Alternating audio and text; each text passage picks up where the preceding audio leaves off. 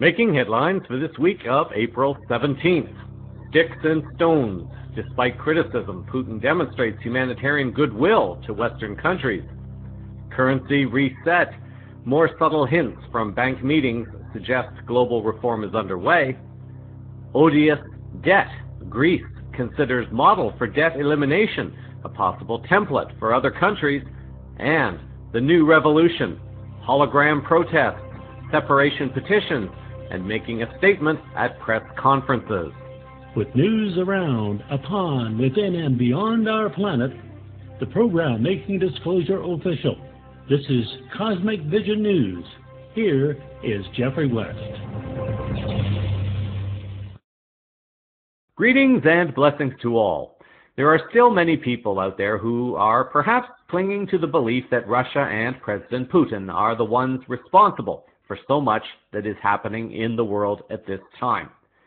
Okay, I'm going to stop there for a moment. As soon as I said that Russia and Putin are the ones responsible for so much that is happening in the world at this moment, what was your first assumption in hearing that? Most of you would probably think that things are not good in the world right now. Therefore, Russia and Putin are responsible for it. This is how the media plays little mind games with everyone. They can write and say things a certain way, and the imaginations, interpretations, and assumptions of the readers, viewers, and listeners will take it from there. The media has done its job. There is also a loaded answer to that question as well. Are Russia and Putin responsible for so much of what is happening in the world at this time? The answer, depending upon one's perspective, could be yes or yes. If one is attached to the idea that Russia is still the old warmongering communist state of the Soviet Union and retains all the old energies of hate, then one would be inclined to say yes. For those who are observing all the actions that Russia is working on with the BRICS alliance in setting up financial institutions to challenge Western hegemony and corruption, while also taking steps to remove the fiat US dollar as global reserve currency, the answer might still be yes. This is how the system of commercial law can also trick one into giving the answer that a lawyer wants you to give. Notice that by asking that question and requiring only a yes or no answer in court, both people would be answering yes, based on the assumption made by the way the question was asked. Had the question been phrased differently by specifically saying, are Russia and Putin responsible for all the negative activities taking place in the world at this time? Again, it could perhaps be answered both ways. But now the answer given by people who believe that Russia and Putin are doing something good for the world, their answer would now be no. This is why it is so important to ask the right questions to potential leaders and candidates, especially during elections. They are trained to avoid answering questions. I'm not saying that President Putin has done everything right. I am not saying that Russia has done everything right. The question is whether or not, given the world we are currently experiencing, does this leader or is this country at least attempting to expose the corruption of Western countries that almost everyone knows but has no idea of how to stop? Is Russia or Putin at least attempting to create another option by which humans can see how enslaved they have been when something else comes along that potentially offers something better? The mainstream media have not reported extensively on the financial changes being advocated and pushed by Russia. Therefore, most people are not able to connect the dots to why Russia is being demonized at this time.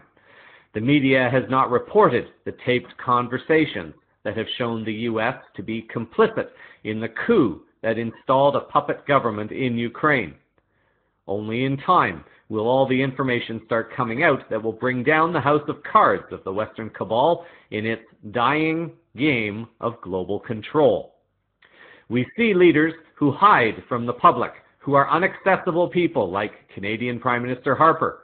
Yet, Every year, Vladimir Putin goes on live TV for hours on end to answer questions in a public forum that has yet to be attempted by a Western leader to my knowledge.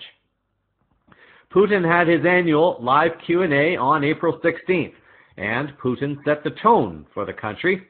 How it is perceived now, based on a purely historical perspective, and how the country is now based on tangible, concrete actions that are challenging the global hegemony of the banking cabal. The following are some of the highlights, as reported by RT. On anti-Russian sanctions, Putin said, "Pressuring Russia with such measures is useless and senseless. I think our partners will soon realize this and will at least try to seek compromise instead of trying to fit us into the stereotypes they consider right." On the passing of the worst of the crisis, Putin said, "Oil prices did grow a little, but recovery of the Russian economy is not directly linked to it, and experts see it. The ruble's appreciation is not linked to this rise. There are other factors. Experts see that we have passed the worst of the problems with paying our foreign debt, with our banking sector, with our real sector businesses. We corrected the ruble's exchange rate and nothing burst. Everything is working. Big superpowers which pretend to be exceptional and consider themselves the only center of power in the world do not need allies. They need vassals. I'm talking about the United States. Russia cannot exist in such a system of relations." At one point, Putin came perhaps as close to making an apology for the old Soviet Union as I have ever heard come from a Russian leader. On U.S. repeating the USSR's mistakes, Putin said that after World War II, we tried to impose on many Eastern European nations our model of development, and we did it through force. We must acknowledge that. There's nothing good in it. It still affects us today. The Americans are doing something like that now, trying to impose their model on virtually the entire world. They will fail too. On Russia's imperial ambition, Putin said the following: "We do not intend to rebuild an empire, despite what they are accusing us of. We have no imperial ambition, but providing a decent living to people, including Russians living abroad in countries close to us, that we can do by developing cooperation with them. We don't really care if a Russian is living in this or that territory behind the border, as long as he can visit his relatives freely. His living standards improve, he feels himself a person full of value, his rights are not violated, and no one forbids him to speak his language." A question came from a resident of a border town that had experienced stray Ukrainian shells landing in their village. On whether or not there will be war with Ukraine, Putin said, "I think it is impossible. Don't worry." One caller asked whether Putin's friends benefited from his kindness, and Putin replied, "Why only friends? Everyone does." Putin received some grievances as well. Several farmers were questioning the treatment of farmers and how farming families have had to suffer. Putin indicated that he was aware of their plight and working to subsidize agriculture bank loans. Even a small girl from a remote community in the far east of Russia asked Putin for a playground for children. It was later reported in the event that local officials would be installing a playground in that town for the children. Yes, one could perhaps argue the negative of an event such as this to justify one's perspective. Compared to what we see in many other leaders, at least in this moment, it is more refreshing, even if it may not be completely perfect. Even in his imperfections, I would gladly take a leader like Putin over Stephen Harper for Canada any day of the year. It could be, for this reason, among others, that Putin was selected as Time magazine's most influential person in the world. So the media is trying to demonize Russia and is trying to sell the message that we are so close to being at war with Russia again, and yet a U.S. magazine picks Putin as its most influential person. If we are allegedly so close to war, why would the Russian leader be taking over 4 hours to sit down and answer everyday questions instead of beating the drums of war? Then there is this. An RT article on April 13th has reported that both the UK and the US have sent their thanks to Russia. Does this sound like a world that is moving towards war? The article writes that the British Foreign Office, as well as the US Secretary of State, have thanked Moscow for the evacuation of their citizens from war-torn Yemen, as Russian planes and ships take hundreds of Russian and foreign nationals from the conflict zone. In a phone conversation with Russia's Foreign Minister Sergei Lavrov, U.S. Secretary of State John Kerry expressed gratitude for assistance in evacuation of American citizens from Yemen, the Russian Ministry of Foreign Affairs said in a statement on Monday. A spokesperson for the UK Foreign Office told RT on Monday that we can confirm that 6 British nationals left Yemen on the weekend on a Russian Navy vessel. We thank the Russian authorities for their assistance. The U.S. had earlier claimed it was too dangerous to go in and extract their citizens, claiming that they would not mount a rescue operation, and yet Russia went in and did it. While on the topic of Yemen, it may be worth bringing this up again for consideration. After several years of hearing nothing from Yemen, it seems that Yemen suddenly, quote-unquote, flares up into mainstream media attention. When the mainstream media is covering something, one of the first questions that needs to be asked is what might they be trying to cover up with this weapon of mass distraction. Listeners may recall that back in 2011, the internet was on fire with speculation that a stargaze portal had been discovered in the Gulf of Aden, which is right off the coast of Yemen. For those wanting a refresher, you can search the internet for Gulf of Aden, portal, and Stargate. This may be one reason why so many ships from different countries are allegedly present in this region. Some kind of conflict would naturally settle the curiosity of most. A couple of links to this reference will be in the show summary. For those who have a more limited perspective on how all global events are interconnected at this time, they may try to look for something negative in this humanitarian gesture. The fact remains that despite being demonized by the West for its alleged acts against Ukraine, Putin and Russia still demonstrate general human decency compared to Western countries. I emphasize again, I am not saying that it is perfect. There will be those who choose to only see the negative. This cannot be avoided and is part of each human's uniquely different yet equally beautiful journey in finding one's connection to this larger human journey called life. There is a saying in English that goes something like this: let people say whatever they want about you. Just live your life in such a way so that no one will believe them. Others may call it being the change that one wishes to see in the world. Regardless of how one looks at it, putting Russia on a checklist side by side to the US, the UK, the EU, and other countries, Russia appears to be doing more for humanity and our planet at this time than all the Western countries combined. And perhaps that may indeed be the saddest statement of all. In other geopolitical news, after 50 long years, a U.S. president has finally sat down in person with a leader from Cuba. An article appearing on the Huffington Post website on April the 11th has reported that, turning the page on the long-standing U.S. policy of isolation, Castro and Obama were expected to meet later on April the 11th on the sidelines of the Summit of the Americas, the first substantial meeting between a U.S. and Cuban president in more than 5 decades. The article continues, the flurry of diplomacy, which kicked off Friday evening with an historic handshake between Obama and Castro, was aimed at injecting fresh momentum into their months-old plan to restore normal relations between their countries.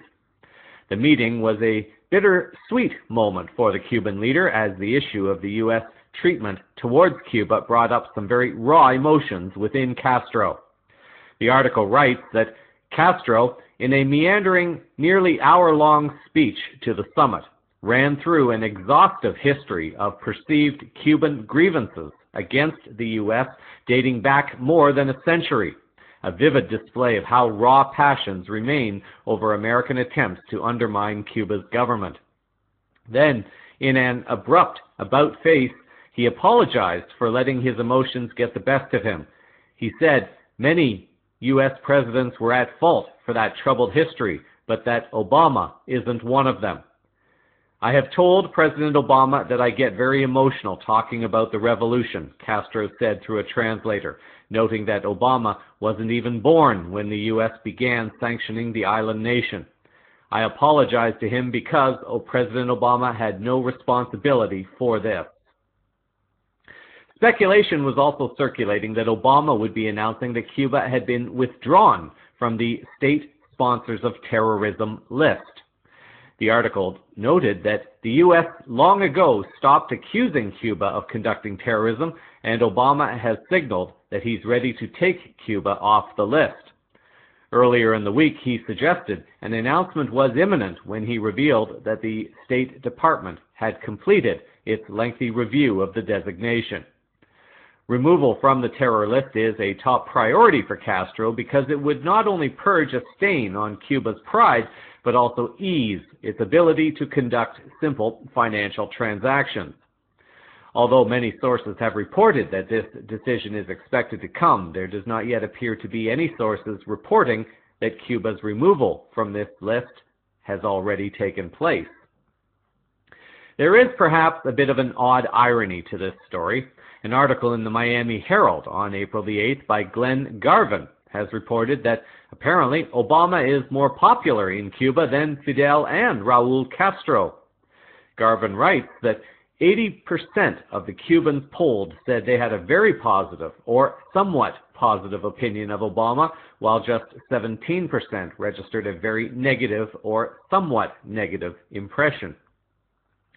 The widespread approval of the U.S. president was in sharp contrast to the mostly adverse opinions of Cuban leader Raul Castro, 48% negative, 47% positive, and his retired older brother Fidel, 50% negative and 44% positive.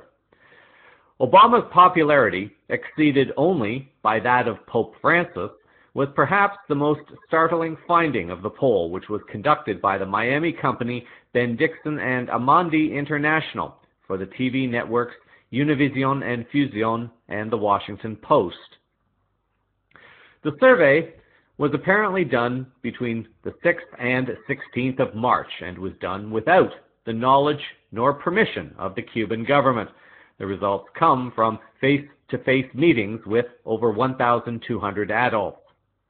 The percentage of Cubans who would like to leave the island was the most surprising result to Fernand Amandi, a managing partner of the company that conducted the poll.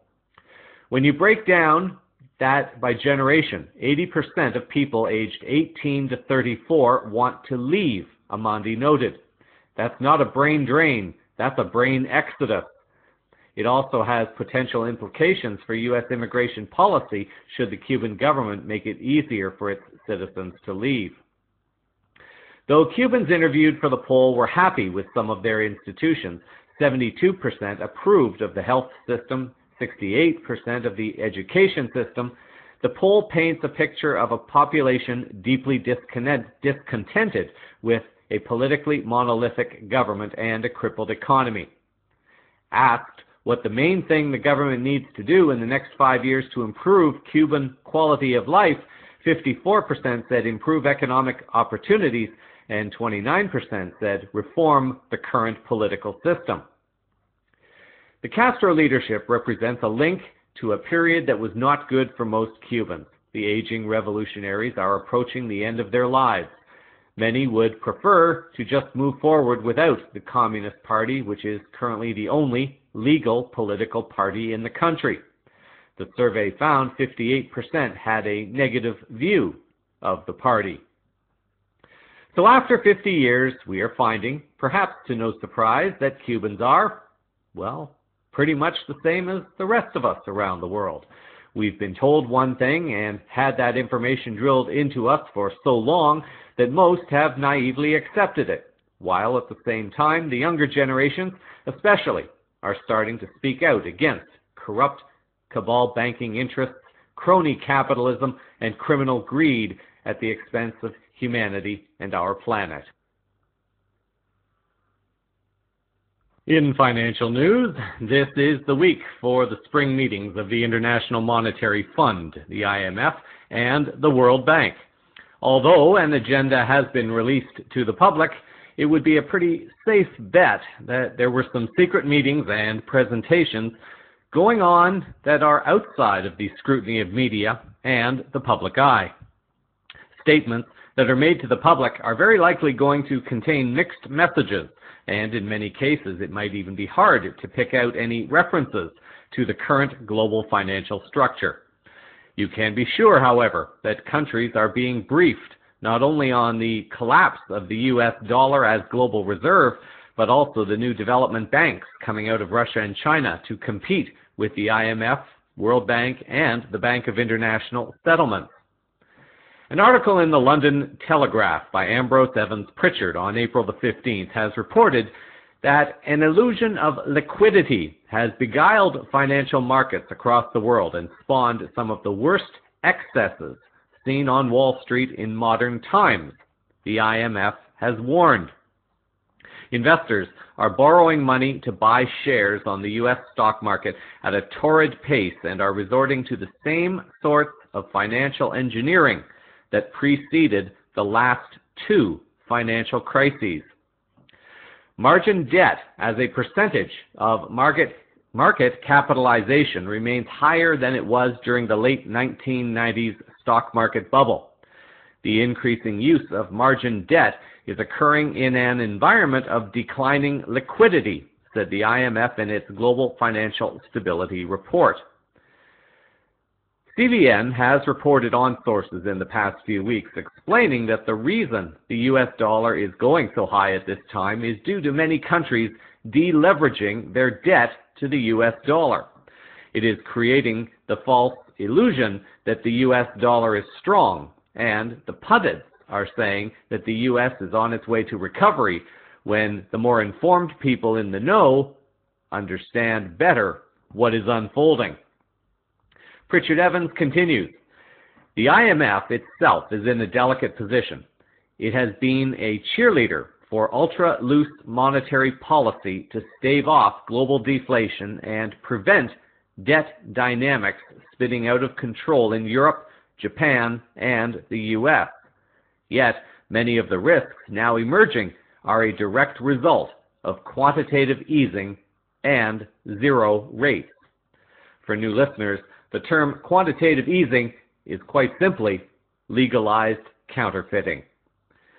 Most CVN listeners are at least reasonably aware that a significant shift in the global economic paradigm is now underway.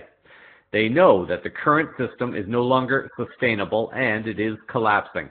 At the same time, sliding up underneath the old system is the new system, coming via the BRICS Alliance and its development banks, which are expected to have monetary policies and practices that are backed by gold and metals instead of the worthless fiat currency notes that represent the old system. So while the hint of a global liquidity shock is coming out of the IMF, Bloomberg had an interview with the U.S. Secretary of Treasury, Jack Lew, and within what admittedly sounded like a bunch of rhetoric, there might have been a possible hint in the following. One big topic here, Mr. Secretary, you know, is going to be the strength of the dollar. And the argument being made at the IMF and elsewhere is that the strength of the dollar is one of the things holding the U.S. economy back. Are you okay with that? Look, I think if you look at the U.S. economy, the relative strength of the U.S. economy compared to other economies around the world explains what the current currency valuations are. It's inherently coming from our strength and, relatively speaking, less strong economies elsewhere, which is why I'm focusing on the need for other economies economies to be stronger. I certainly don't want the U.S. economy to get weaker. We have the good fortune of having the stronger economy. The other economies need to get stronger. I think you do have to distinguish between currency valuations that are a result of differential economic performances from policies that are designed to gain unfair advantage. We have made very clear that if there's kinds of policies, interventions that are unfair, that are designed to gain advantage in trade, it's unacceptable. We push back very hard on it, and I think we've done so with considerable success over the last couple of years. What we're seeing now is the fact that our economy is outperforming other economies, and the focus has to be on other economies and other policymakers using the tools to get their economies moving in a better direction, in a stronger direction. The question was asked if Liu was okay with the fact that the U.S. dollar was so strong that it was going to hold the U.S. back. As mentioned before, this rise is a short-term thing while countries deleverage U.S. dollar debt. It has been said that when this happens, the U.S. dollar will be allowed to crash, and it is going to cause some short-term pain. However, what it is expected to also do is make the dollar so low that people will flock to the U.S. and people will be buying products in the U.S., which will gradually bring back the recovery. Liu speaks of coming from the U.S. strength.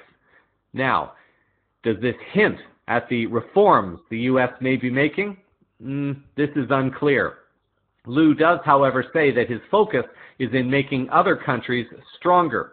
This could be a very subtle hint at the impending global currency reset that will more formally bring online the new system backed by golds and metals. So there is a mixed message in the information that leaders are giving out, and whether one interprets news as positive or negative depends upon what truth one accepts for oneself in this moment of now. It's pretty hard to pick up the possible references for the untrained ear. Even I was having difficulty trying to find something positive in that interview. I was hearing one thing. For example, Liu saying that the U.S. was going after other countries for policy infractions, but that left me wondering if the U.S. was also not going after its own people who were creating abusive policies.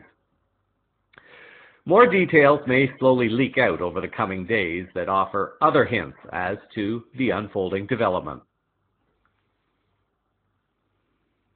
If one was to look for an example of the kinds of changes mentioned moments ago, one might find it in the following story. According to a Reuters Middle East news story on April the 12th, China's state-run Shanghai Gold Exchange said on Sunday it was working on launching new price benchmark fixing products as a new service to market participants. We are planning to provide new services to market participants, so a lot of new products, including price benchmark fixing products, are on the way, Song Yuqin, vice president of the exchange, told the Dubai Precious Metals Conference through a translator. Sources had told Reuters in February that the exchange would launch a yuan-denominated gold fix this year as the world's top producer of gold seeks to gain more say over the pricing of the precious metal. The article goes on to add that Song did not give any further details on the kinds of pricing products that would be launched. Sources had said that the Chinese benchmark would be derived from a new 1 kilogram contract. China, also the world's second biggest bullion consumer, feels its market weight should entitle it to be a price setter for bullion, and it is asserting itself at a time when the established benchmark, the century-old London Fix, has come under scrutiny because of alleged price manipulation. So the scandals of the old system, represented by the London Fix, is being challenged by the Shanghai Gold Exchange. The emphasis being that Asia is taking control of the fixing of the price of the metal that will form the basis for the new financial model slowly coming online at this time. Just how bad is the old system? In a separate but related article, an article appearing on the Natural News website by J.D. Hayes on April the 11th notes that what may have once been considered conspiracy theory is no longer the case. as Wall Street investors now openly admit that the markets are all rigged. The article tells the attempts by New York Post financial writer John Crudell to get the information out that the markets are rigged. Having been previously dismissed and ignored by many, the reality has now sunk in. As Crudell says in the article, the dirty secret is out. The article writes that Crudell also points out that he's not the only financial markets analyst and observer who sees what's really going on. Ed Yardeni, a longtime Wall Street sage who isn't one of the clowns of the bunch, recently said straight up that the market was being propped up. Anyone who believes that the stock market is a safe place for your money and retirement funds at this time may be under a very sad illusion, and it is very likely that sooner and not later the reality of this illusion is going to hit home when the US dollar is allowed to crash. While leaders at the spring meetings try to conduct their meetings to figure out how they are going to handle things publicly, while trying to decide what is going to happen secretly, a court case in Canada is seeking to take on the criminal cabal that hijacked the Canadian Central Bank. CVN has reported recently that Iceland was now in the process of reclaiming its central bank and restoring the power of the central bank to create and administer the national money supply instead of commercial banks. One lawyer is seeking to restore that same right to the Central Bank of Canada, and the mainstream media has been ordered by the Government of Canada not to report on the federal court ruling against private central banks. An article appearing on the Max Resistance website back in February noted some of the details of what is happening in Canada.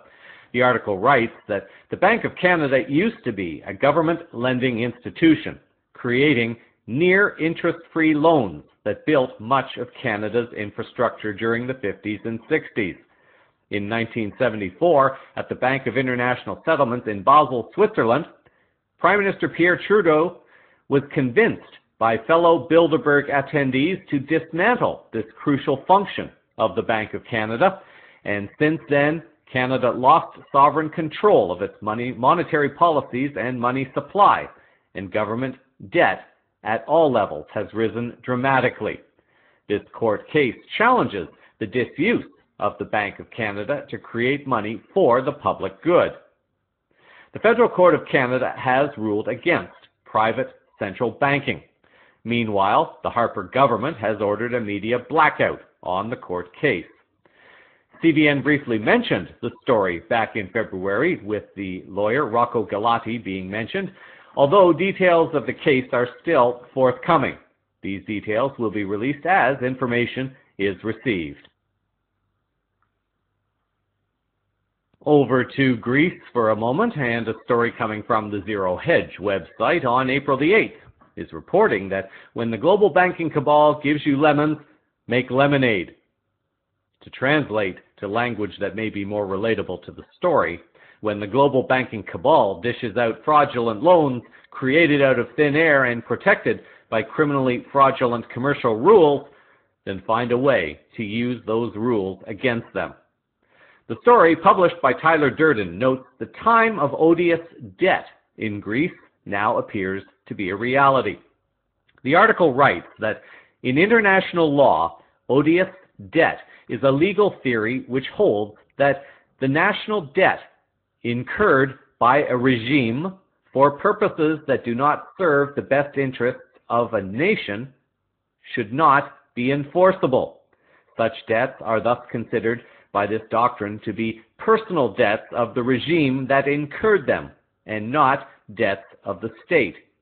In some respects, the concept is analogous to the invalidity of contracts signed under coercion. Today, nearly 4 years later, odious debt is now a reality in Greece, where Zoe Konstantinopoulou, the head of the Greek parliament and a Syriza member, released 2 videos which have promptly gone viral, designed to promote the investigative parliamentary committee to look into the circumstances surrounding the signing of the country's 2 bailout agreements that led Greece to implement its austerity measures. The short video spots shown in the article end with the message, "Check it, erase it," referring to the country's €320 billion debt. The article continues, according to Greek reporter, Konstantinopoulou has said that the newly established Debt Truth Committee will investigate how much of the debt is illegal with a view to writing it off, proving that this is more than just a populist stunt. During a vote that took place early yesterday, out of the 300 Greek MPs, 156 voted in favor of establishing the Public Debt Auditing Committee. The committee will examine how Greece entered into the bailout agreements with its international lenders, as well as any other matter related to the memoranda implementation. Syriza Parliamentary Secretary Christos Mantas had explained earlier. We are fulfilling our commitment and the social demand to explore the causes and responsibilities of an unprecedented crisis that devastated the vast majority of society, Mantas added. If the Greek Debt Truth Committee indeed persists with determining how much of its debt is legal and enforceable, and ultimately decides to rescind some or all of it, the only question is how long until other countries around the world, all of which are burdened with massive untenable debt loads across the government, financial, and household sectors, decide it is time to do the same and declare a fresh start. The reason for this action may have come from Jason Manolopoulos, author of the book Greece's Odious Debt. An excerpt from the book is posted on the blog page created to promote the book, a short sample of which reads as follows. Given the decade-long encouragement of borrowing by unelected European Union commissioners and their refusal to impose sanctions for breaching the deficit and debt limits of the Maastricht Treaty, could the future populations of the EU begin to challenge whether they should pay the colossal bill that the older generation has accumulated? The rush to monetary union and the failure to consult and hold referenda may come back to haunt the EU's lenders.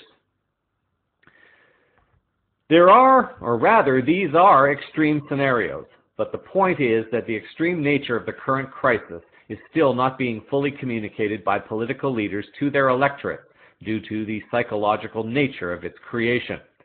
New narratives are being told, such as, "We will return to growth swiftly," or "Your sacrifices will not be in vain." In the final analysis, behavioral economics is neither a trendy concept nor a fad. It is all there is, because behavior also determines economic outcomes. Understanding this requires a conceptual leap for our political and institutional leaders, and they do not have much time in which to make it, said Manolopoulos. One of the main reasons why global trade agreements like the Trans-Pacific Partnership and others are being rushed through is so that rules can be established, giving corporations the right to legally sue countries for access to their natural resources and drop all burdens on the taxpayers.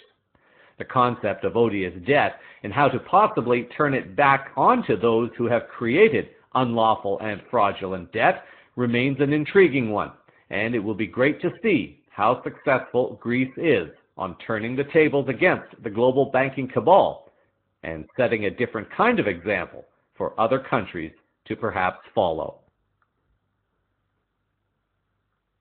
In a late afternoon development from the IMF World Bank meetings, IMF Managing Director Christine Lagarde was asked about the possibility of the Chinese currency being included in the basket of currencies known as the SDR, or Special Drawing Rights. Lagarde had this to say. Well, I was actually asked properly and officially by the Chinese authorities to include a review of the current situation of the renminbi with a view to including it in the SDR basket. And the Chinese authorities know quite well what is desirable, what needs to be changed and improved in the monetary policy and in the financial sector in China.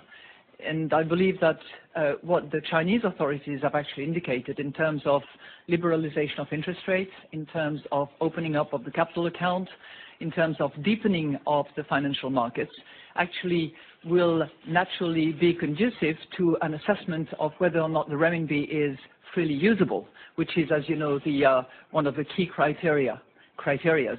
The other one is the export capacity, and I think that on that one, nobody has any doubt as to whether or not China fits the bill.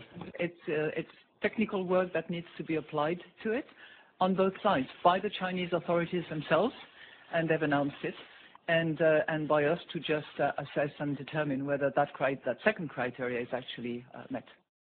In an article about the comments made by Lagarde, J.C. Collins on his Philosophy of Metrics website noted on the 17th that the momentum which has built up internationally surrounding the multilateral mandates can no longer be ignored by the American administration. The yuan will only require a 70% vote to be included in the SDR composition. The U.S. veto falls short of this, which means that it is all but certain that the renminbi will be added to the global reserve basket. The emergence of the BRICS Development Bank and Reserve Fund, along with both the AIIB and the Eurasian Development Bank, including a large membership of American allies, has created a political situation for both Democrats and Republicans which can no longer be ignored nor postponed. Collins also adds that whether or not America agrees with the multilateral transition and reforms to the IMF no longer matters. The leverage and Plan B framework has been established and is fully capable of bypassing any resistance and gaming by the United States. Further inability by the U.S. on enacting the required legislation to support the transition will only hurt their political and economic interests internationally. The level of volatility and instability which Americans will experience moving forward from this point will largely depend on the responses and collaboration of their government. But the average citizen will have opportunities available to help themselves transition through this period. When the international institutions and central banks have been building a method leveraging the SDR as a means to provide monetary stability, we have been working on a method by which private citizens can also leverage this non-private asset towards the goal of wealth retention and financial stability. Over to general news now. The anti-European Union and anti-austerity sentiments continue to rise within Spain and Italy. An article on the Revolution News website on March 27th by Aaron Gallagher has reported that on March 26th, 3 laws widely criticized by the opposition and human rights groups were approved in Spanish Congress. The Penal Code, the new anti-terror law, and the law on citizen safety. The 3 new texts challenge freedom of expression in the streets and on the internet.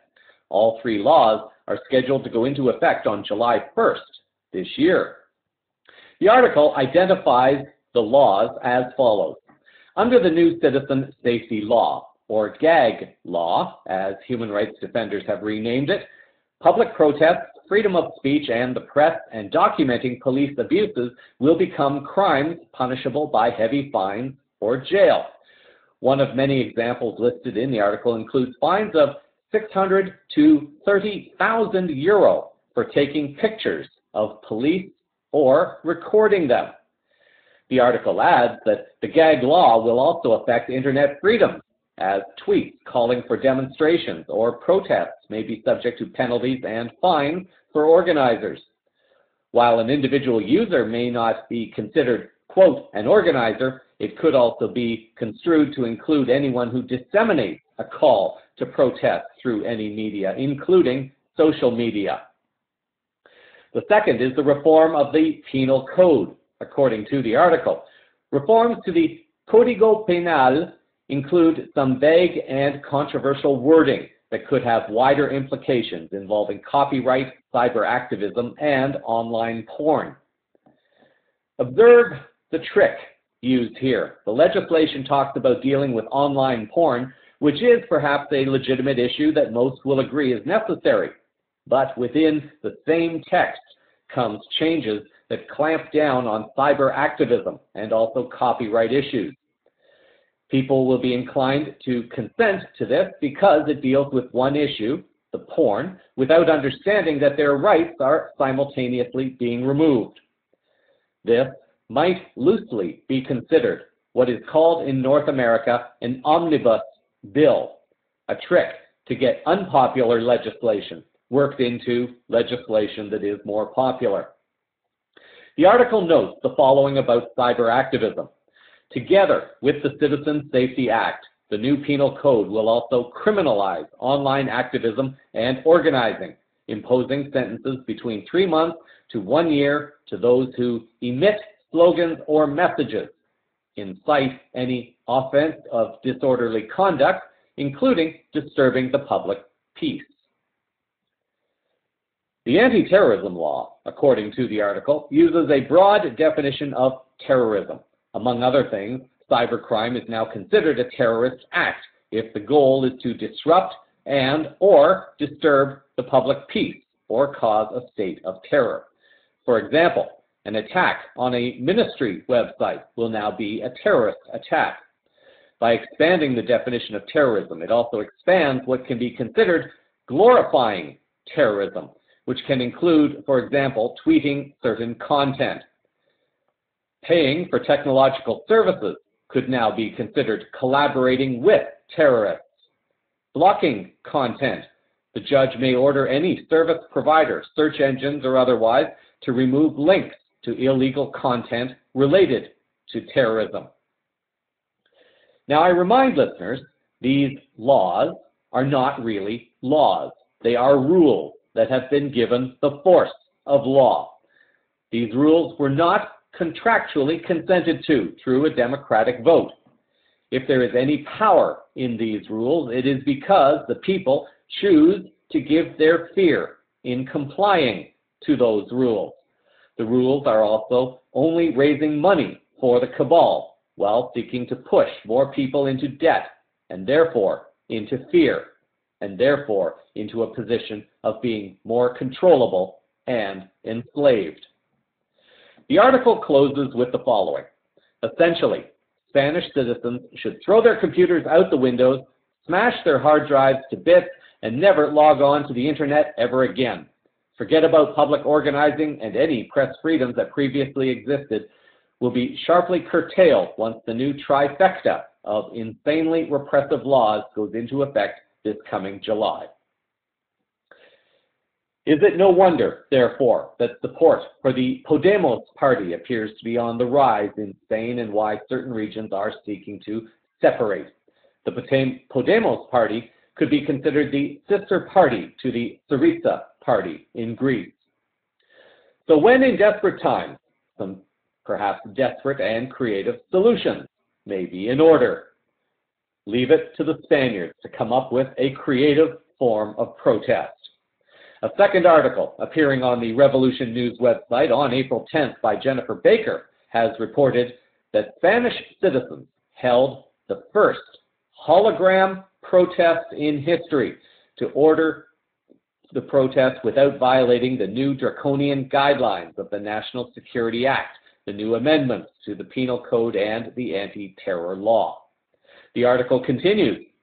According to the recently approved Triad Gag, the passing of laws I just mentioned, the citizens of Spain cannot protest against the Congress or hold meetings in public spaces, plus they have to ask permission from the authorities whenever they wish to protest publicly. If you are a person, you cannot express yourself freely. You can only do that here if you become a hologram, says a woman in the video released by the movement Hologramas para la Libertad, Holograms for Freedom. A video on the news page has a woman speaking in Spanish, first as herself, and then her image is converted to a holographic form. The article notes that on the movement's website, citizens were invited to participate by writing a text message, leaving a recorded voice message, or converting themselves into a hologram by recording a video via webcam. The historic protest took place at the Spanish Parliament. The website is in Spanish and it is called Hologramas por la Libertad. And again, that's holograms for freedom. For any Spanish-speaking CVN listeners, the link will appear in the show summary. In Italy, meanwhile, an RT article on April the 10th has reported that Italy's Five-Star Movement Party, M5S, has collected more than 100,000 signatures on a petition calling for a law that would allow a referendum on withdrawal from the Eurozone. M5S MP Carlo Sevilla says he expects a referendum to take place at the start of next year. Though the petition has already surpassed the required amount of signatures needed for the initiative, Sevilla said he hopes it will gather another 50,000 signatures by early May in order to highlight the issue. Sevilla was quoted in the RT article as saying that, "Who wants to stay in the euro? This is the main question. But we don't want to get out just like this. We want a program and a discussion, and then let the citizens decide. It's really necessary today as the situation in Italy is going from bad to worse, where jobs and economy are concerned. Italian citizens need to have the right to decide if they want to stay inside or outside the monetary union," Sevilla told RT. "We are not questioning the European Union. It is only the monetary union." The Italian constitution, however, according to the article, does not provide for the cancellation of international agreements through referenda. This, therefore, raises the question even more about just how, quote-unquote, democratic one's vote really is within a country that is allegedly democratic. Is it any wonder that more and more people are standing up and speaking out? Even though the North American media fails to report on stories of people exercising their power and their rights, even in the face of backlash by authorities, the people are still finding their voice and their spirit, and even if they have to do it through holograms, they are showing the world that they will not be held silent when the future and the life of the planet is at stake. The Eurobanking cabal received a shock, and one might even call it a bit of a scare this past week. One of the main faces of the Eurobanking cabal, the president of the European Central Bank, Mario Draghi, was delivering an address at a press conference. One headline suggested that Draghi was attacked, while Euronews put the focus on the safety of Draghi first by reporting that he was unhurt in a protest. A link to the Euronews story shows the video of a woman dressed in black moving quickly to the front and jumping up onto the table from which Draghi was making his address, shouting, "End the ECB dictatorship," numerous times. According to the article, Draghi was visibly shaken and held up his hand in defense before the woman was removed by security officials. The woman was smiling during her removal from the press conference. The article also reported that the feminist group Femin later claimed responsibility for the protest on Twitter. At no time does the video show Draghi as being in any kind of danger at all, although there will undoubtedly be those who try to argue that the glitter the woman was throwing around could have been dangerous. We are in a period of extremes, and souls are coming up with increasingly creative ways to get their message across to the cabal members, but also to the uninformed general public. The protest did not harm anyone, and therefore CVN congratulates the woman for having the courage to make a public statement while risking arrest. If leaders demonstrated greater willingness to listen to the people, events such as this would not be necessary. Unfortunately, they still are, until more people begin to go after our leading officials and hold them accountable to their crimes and harmful acts against humanity and our planet. This, and what is happening in Spain and Italy, are what the new revolution looks like, folks. The writing appears to be on the wall for big corporations like Monsanto and even McDonald's, with both companies reporting lower profits this year. The Wall Street Journal reported the news on April the 1st, but the full article is not available on this page without a subscription. However, some of the key points to the story are available on the Minds.com website on April the 12th.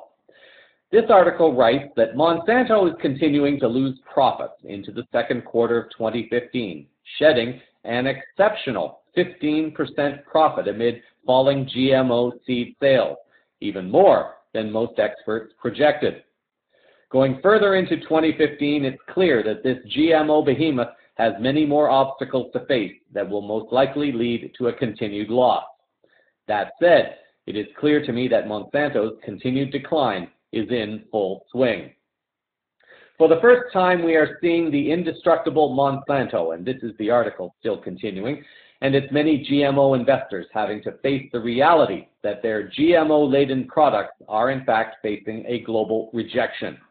Other juggernauts soon came into the scene, highlighted for their similar losses. These included McDonald's, Coca-Cola, General Mills, Kraft, and many others. The article closes in recognizing that a true shift has begun in the realm of food. The people have ultimately decided that they are going to take their food supply back from the many corporations who wish to taint and control it.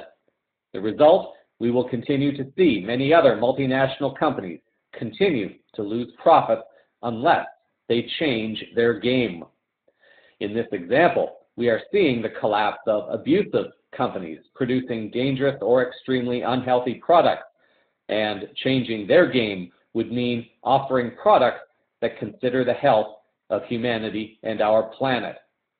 In a separate story, however, it's always great to come across executives of companies who are visionary enough to see and understand that when you invest in your team of people, the potential returns could far outweigh the initial costs.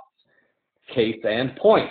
NBC News in the past week ran a story about a CEO who cared enough about his staff to give them all a raise and himself a salary cut.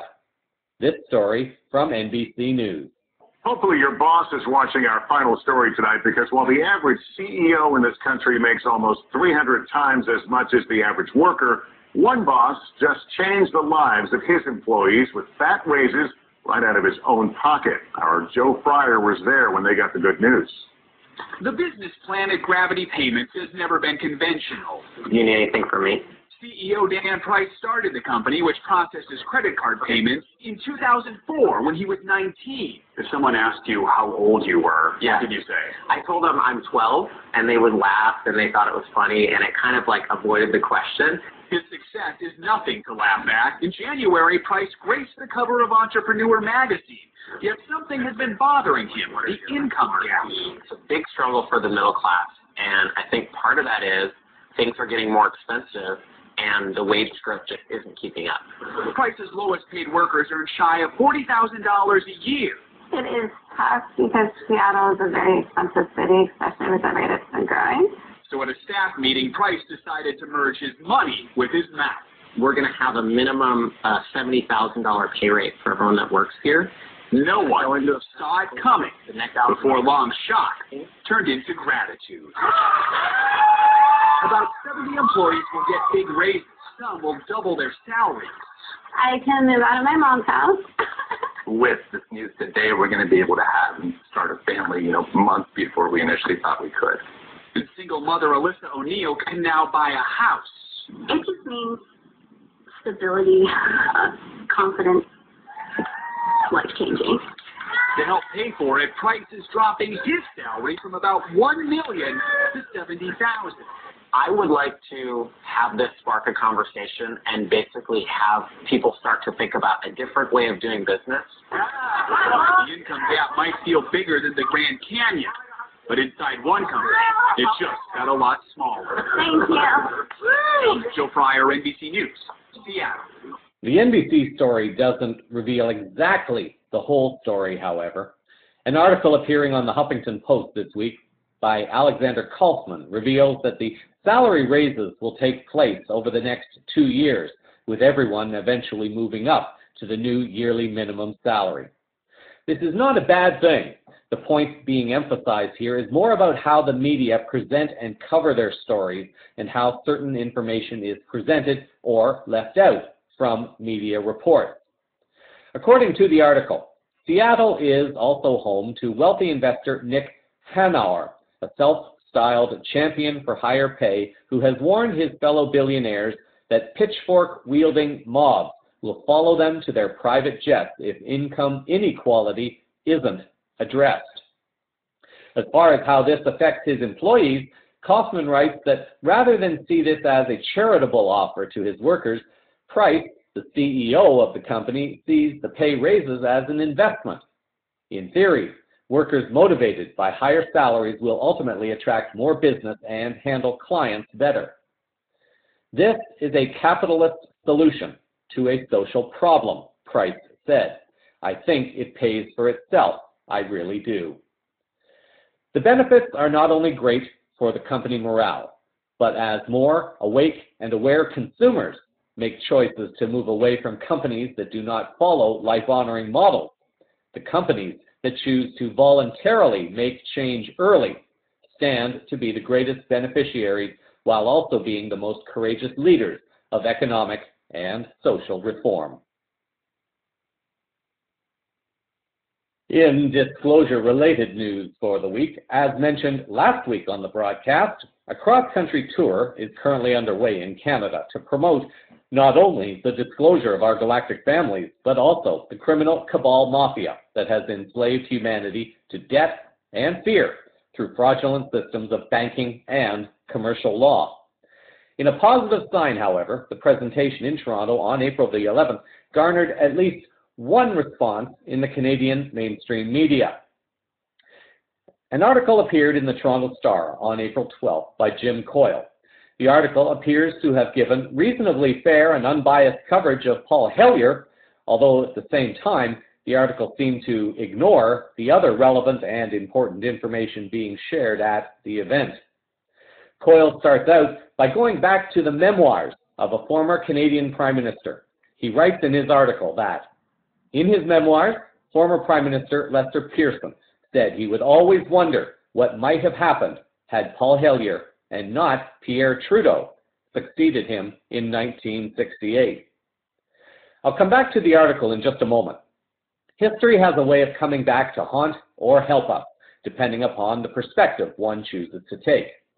Spiritually speaking, one tends to repeat experiences or patterns in one's life path because the lessons were not learned, and another experience was needed to be created to help facilitate an opportunity for learning, for healing, and thus for release.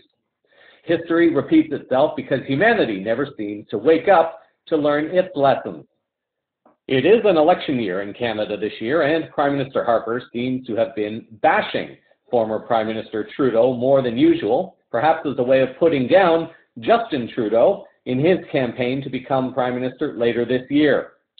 Trudeau was the Prime Minister in 1974, Trudeau Sr. that is, when the Bank of Canada was thrown under the bus to become a tool for the cabal to take control of Canada and Canadians. This is the very crime that the lawsuit by Rocco Galati mentioned moments ago is seeking to correct. If anything, Harper should perhaps be grateful to Trudeau Sr. for creating the very system, or for allowing the very system that has now permitted Harper to do everything he has done to Canada and to Canadians. According to Hellyer's Wikipedia biography, in 1969, Hellyer issued a major report on housing and urban renewal, in which he advocated incremental reforms rather than new government programs. He called for greater flexibility in Canada's mortgage loan system and encouraged corporate pension funds to invest more money in housing programs. Had Hellyer been elected leader to replace Lester Pearson instead of Trudeau, who knows what attempt at reform he would have tried. History may also have protected Hellyer, because John F. Kennedy was assassinated for attempting to expose the criminal cabal that was enslaving government. It is very possible that history was protecting Hellyer so that his credentials would serve better at this time, when the world is more openly embracing the existence of our galactic families and looking for credible people to take the lead. This also highlights how one issue can seemingly be disconnected from all others and thus seem insignificant, when in fact nothing could be further from the truth. The issue of the disclosure of our galactic families remains one of the biggest pillars of truth that can shake the foundation of global cabal control across our planet.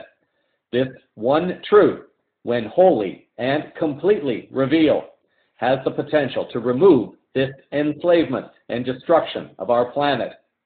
In recent mainstream media coverage in Canada, Hellyer has spoken of the presence of members of our galactic families and technologies that could help clean our planet, but because of the current state and consciousness, they cannot intervene more to help until humanity makes the demand to do so.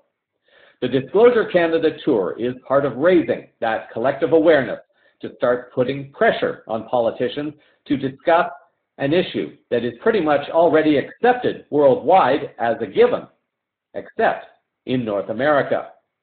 In a recent interview on Coast to Coast AM, Stephen Bassett of the Paradigm Research Group and one of the speakers on the Disclosure Tour had this to say. Look, these cases, Stephen, are everywhere. Everywhere.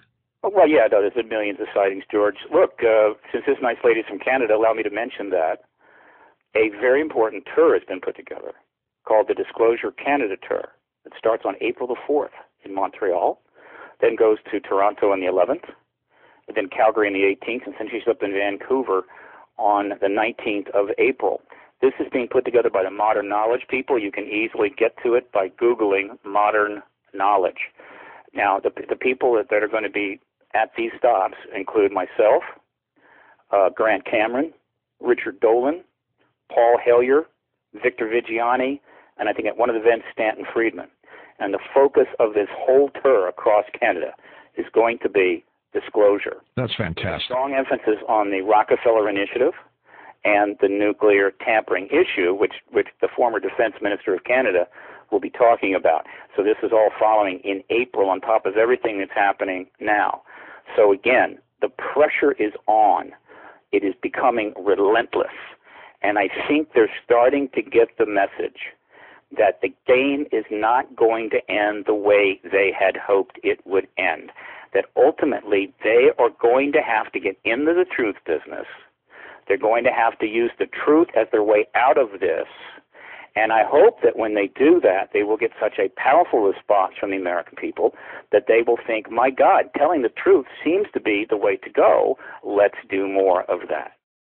Returning to Coyle's article, he writes, Hellyer said he received emails daily from all over the world from people reporting UFO sightings. Hellyer is quoted in the article as saying that from time to time, these visitors have interfered with control systems of nuclear missile installations on Earth. The ETs have taken an inventory of earthly goings-on. They have the whole picture and are not amused by what they see. It is my opinion that they look at us and say, the children have been playing with matches. Our planet is down to a few years, if not months, to get our house in order. A key window for the massive monetary reform Hellyer says is needed to free up the resources to address climate change, in part by collaborating with the extraterrestrials. This window is in the final months of President Barack Obama's administration, when he has little to fear from bold action. The Disclosure Canada tour rolls into Calgary, Alberta on Saturday the 18th, and then into Vancouver on Sunday the 19th. Finally, in health news, on top of the deepening troubles for big agriculture companies like Monsanto, the troubles are mounting and continuing for companies that are part of what is called Big Pharma, or Big Pharmaceuticals. The following story appeared on March 21st by Lance Johnson on the Natural News website, revealing the dangers of Western medicine. Johnson writes the following. An ex-pharmaceutical sales rep has come clean after 15 years of being in the drug-pushing business. In her powerful book, Confessions of a Prescription Drug Pusher, Gwen Olson explains why she left her lucrative career selling drugs for some of the biggest names in the business, Johnson & Johnson, Bristol-Myers Squibb, and Abbott Laboratories. Now, she passionately advocates against the pharmaceutical industry, their unethical practices, and the hundreds of thousands of lives they lead to the grave. Gwen's eyes were opened through a gradual course of tragic events. Johnson quotes Olson as saying that it was an awakening process, a spiritual and consciousness process, where I started observing what was happening, what some of the drugs were doing, the misinformation, the disinformation. I was being encouraged to minimize side effects when I talked to doctors.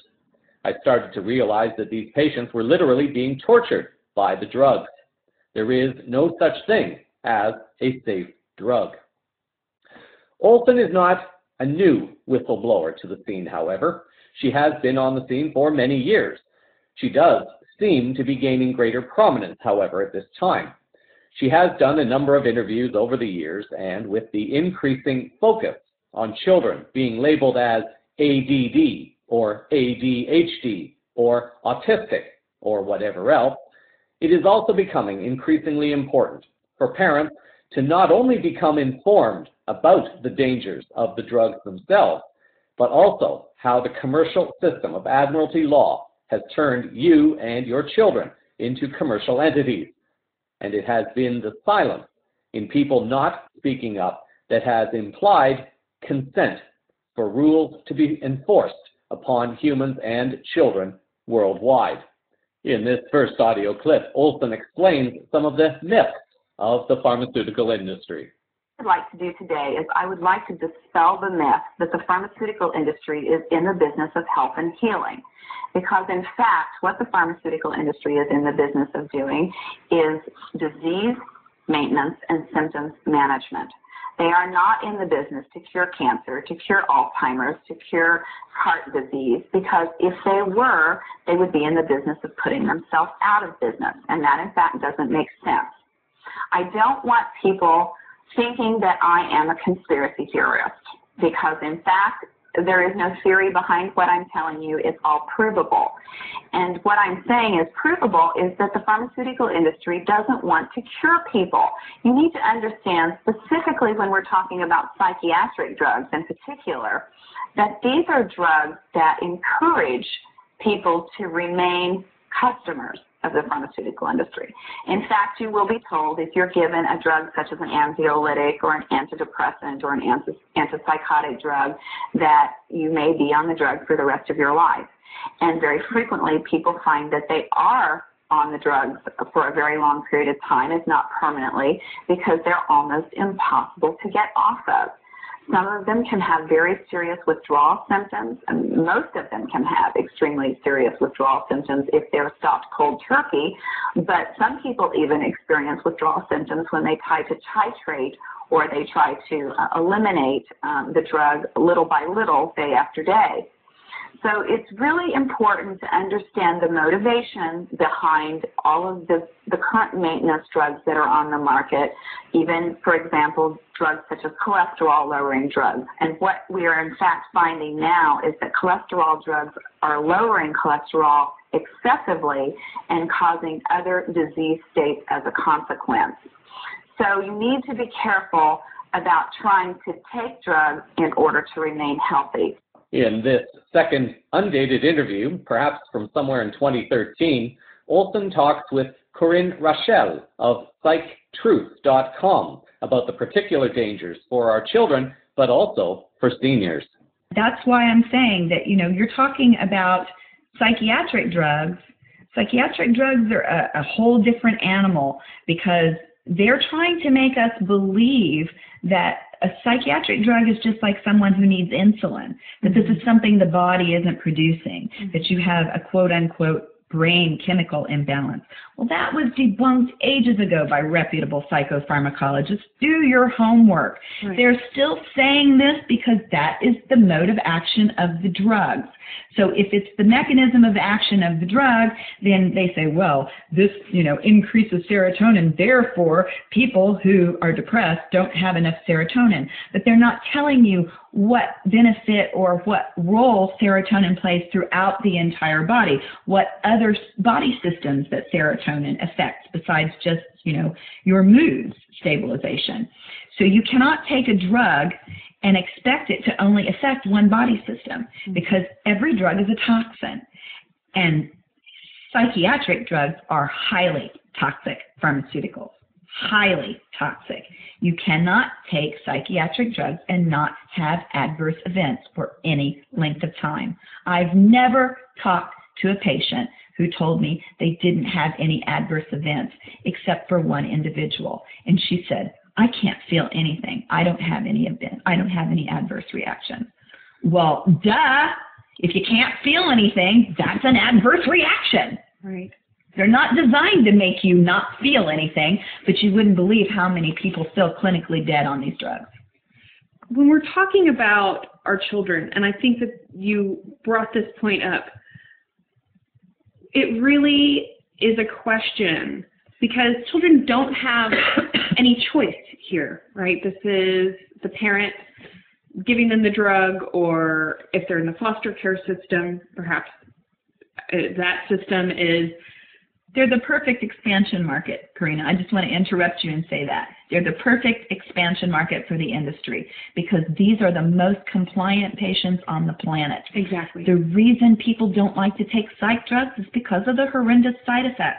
I mean, how many movies have you watched, besides just One Flew Over the Cuckoo's Nest, where they depict patients are hiding their drugs, they're under their pillows, they're cheeking them, they're not taking their drugs? I ask people to think about this logically. If you were out of your mind, hearing voices, seeing things that didn't exist, if you were crazy, quote unquote crazy, and someone was giving you a drug that was making you feel normal, why would you not want to take it? It doesn't make any sense. It's because at some point, the patient determines the drugs are causing the problem. And they feel worse when they're taking the drugs. And so they try to stop taking the drugs because they recognize, they get a spiritual innate message that these drugs are causing damage, and they try to stop taking them. Mm-hmm. And that's because they're so highly toxic. And then when we look at children as a potential drug market, you're talking about a very compliant patient. And the reason being, their parents tell them to take the drug, their teachers tell them to take the drug, their caretakers tell them to take the drug. That means a refilled prescription every single month. That means a compliant patient population that adds more money to the till down the road. That's what pharma wants. They will also try to get your elderly patients in the same manner that are in nursing homes. Why? Because someone comes around every day and gives them their drugs. They're very, very lucrative patients, and they're referred to as cash cows by the industry. And the reason they're cash cows is because they all have medical insurance and reimbursement, because all kids are either on Medicaid or some kind of private insurance, as are your elderly that are on Medicare or some other kind of private insurance. So they're an absolute guaranteed reimbursement. During the last minute or so of the second video, links to smaller segments of at least 2 interviews Olson has done with Psych Truth, with more information for you to learn, but also to share with others. Olson is on a campaign to help focus on more holistic healing. Her website is gwenolson.com. She is listed as a nationally recognized author, spokesperson, and child advocate. She is the co-founder of the Mental Health Alchemist. Her work now centers around helping people to reclaim their health, their lives, and their empowerment. On her website, she writes the following: "Discovering that I am the creator of my own experience was the most self-empowering piece of wisdom that I have garnered in this 55-year life. It helped me to accept responsibility for my creations and give me the power to change the things I did not like. It also helped me to release a lot of guilt that I had carried about failed relationships and opportunities. Knowing that each of us creates his or her own reality in the now has set me free and opened the door to self-acceptance and forgiveness." The links to the videos and the website will appear in the show summary. And in this week's final words, I'd like to end this week's broadcast by sharing a news and commentary piece from Australia. As part of the shifting global awareness, the importance and significance of the history and stories from our Indigenous brothers and sisters is slowly starting to come back into the spotlight. The stories that have been shared throughout history within these tribes worldwide have touched on at least some, if not many, issues currently facing our planet.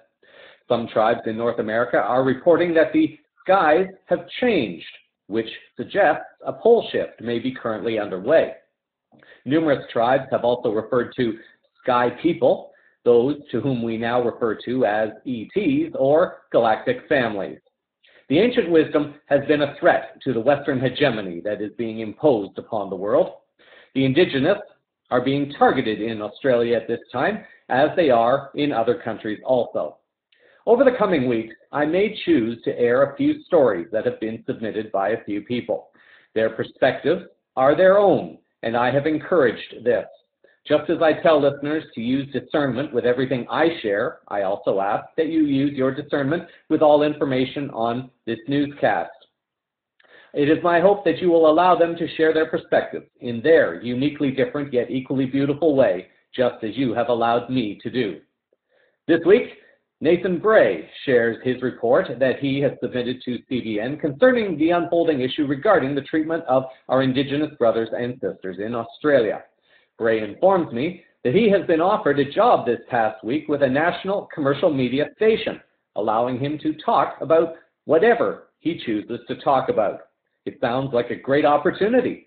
I trust that Bray will serve that capacity well in helping to awaken Aussies to the positive changes happening worldwide and the shift in human and planetary consciousness. You will hear Bray refer to WA, which is the province of Western Australia. Here is Nathan Bray. Create a wonderful week until our next Moment of Now. G'day everybody, and now for some disturbing news from down under. Indigenous communities are under attack in Australia. WA Premier Colin Barnett has revealed plans to close between 100 and 150 of the 274 remote communities in WA, saying they can no longer continue to service them. Now, when I say service them, of course, I'm referring to just continuing to supply them electricity, continuing to supply them water, and maybe a little bit of education for their children. The move has sparked a backlash in parts of the Indigenous community. Indigenous elders warn that the closure of their communities would only increase the existing social problem that those residents already face. Now, Labor's Indigenous Affairs spokesman, Ben Wyatt, said it was a dangerous territory and showed the government had in fact just given up on the problem. Look, this is about money, nothing more, nothing less, and of course this increasing poor reputation that Australia now has globally when it comes to humanitarian concerns. Now, the Commonwealth Government was the major funder of around 2/3 of the state's Indigenous settlements, with the state funding the rest. But now the responsibility is being transitioned over to the states over the next 2 years. So the state government solution is simply, because they've got to pay, then they should just shut them down. I mean, these people have a deep connection to these lands and have lived there for tens of thousands of years. But hey, unless they are making dollars for the government, like the mining communities are, then of course the solution is we need to just shut them down. We need to shut down their culture. We need to shut down their way of life. Also, when it comes to treatment of our Indigenous Australians, the government looks extremely bad, you might say, internationally. We are always ready to point the finger at other nations like Indonesia and are more than ready to invade other countries with our Western allies for spreading things like freedom and democracy and going in for humanitarian reasons. The fact is, we have a major humanitarian crisis at home with our own Indigenous people. Australia's Aboriginal infant mortality rate is higher than many Western European countries, and in some areas, this is the scary bit, it's the highest in the world.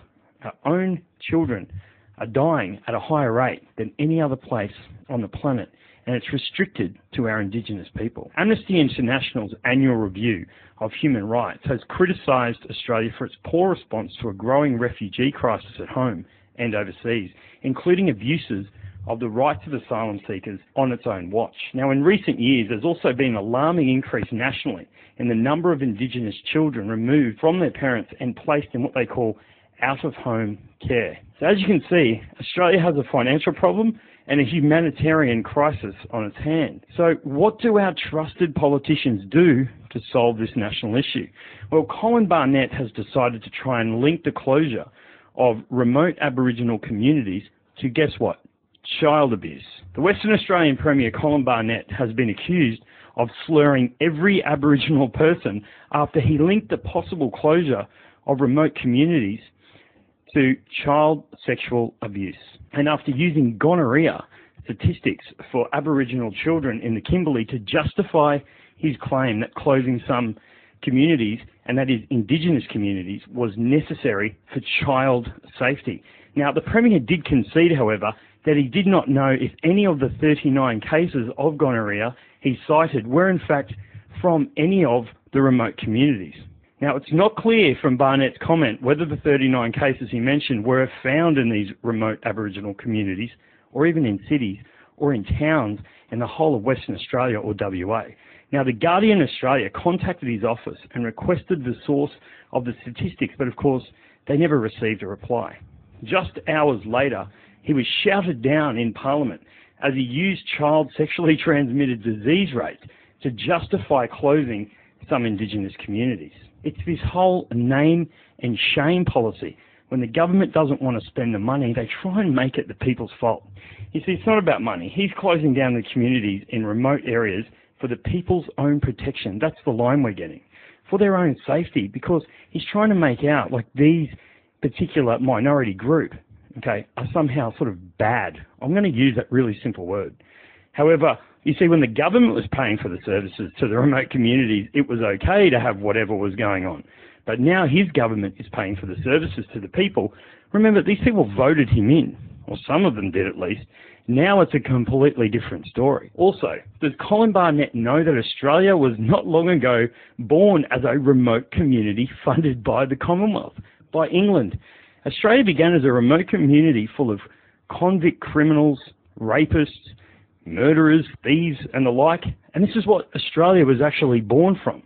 But look how far Australia has come in a couple of 100 years. Why? Because we were given an opportunity. And even if you move the people to another town or city, it won't necessarily change their behaviour. In fact, it's widely reported that it will make the situation worse. But this situation did get worse because our own Prime Minister decided to step in, Tony Abbott, and he has backed the Western Australian government's plan to close nearly half of the state's 274 remote communities, and said it was unreasonable if the cost of providing services such as schools that is, educating our people, outweighed the benefits. This is the killer here. What we can't do, he says, is endlessly subsidise lifestyle choices if those lifestyle choices are not conducive to the kind of full participation in Australian society that everyone should have, he says. Now, this is scary. He's coming out and suggesting that the Indigenous culture is just some sort of lifestyle choice. It's been around for 40,000 years, but again, it's just a lifestyle choice. And he has copped condemnation from right around the world. In fact, to quote, "There is no place on the globe to escape the embarrassment generated by Australia's uniquely ham-fisted Prime Minister," writes the LA's French correspondent. Also, he's quoted around the world as being shameless, insensitive, outrageous, incredibly racist, intransient, shameful, disrespectful, lacking humanity, and completely disconnected from reality. These are just some of the quotes that have been attached to Australian Prime Minister Tony Abbott as the world's media again shakes its head in collective disbelief and mild abhorrence. Now look, I'm a person who believes we need to find peace and resolution in a situation like this, not just start trying to apply blame to a minority group in order when we're really just trying to save some money. So what is the solution? So I think we've got to link this now to the good news coming out of Australia, which is Australia joining the AIIB Bank, or the Asian Infrastructure or Introductory Infrastructure Bank. Now, we could get money to build infrastructure from joining this particular bank in these remote communities. we could work with Indigenous elders to build the world's best environmentally friendly and energy sustainable communities, bringing together the best of ancient wisdom and modern technologies, something both the government and the Indigenous people would be proud of. This would again bridge the gap, I think, and secure our sovereignty without going into debt to the Western capitalist banking cartels. It would actually pave the way to a new economic future.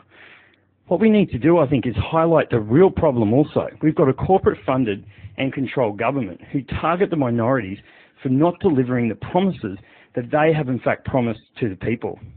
I think we need to encourage people to focus on the present, not the past, and manifest a reality that we all want to live in. This is Nathan Bray for Cosmic Vision News. So that is a sample of the unfolding higher consciousness news around the world this week. Cosmic Vision News is a part of the Inlight Universal group of programs. Links to stories used in this broadcast are published in the show summary on the blog at cosmicvisionnews.com, on CVN's Facebook and Scene pages, CVN's YouTube channel, and also on Twitter, Google+, and LinkedIn. Thank you for sharing your time with me. I'm Jeffrey West, reminding you to do something today, in fact, do something every day, that your future self will thank you for. We are the ones we have been waiting for. Until our next moment of now, stay grounded in love. Hold the vision of light and peace in your heart, and keep your eyes to the skies. Disclosure is unfolding all around you. Namaste.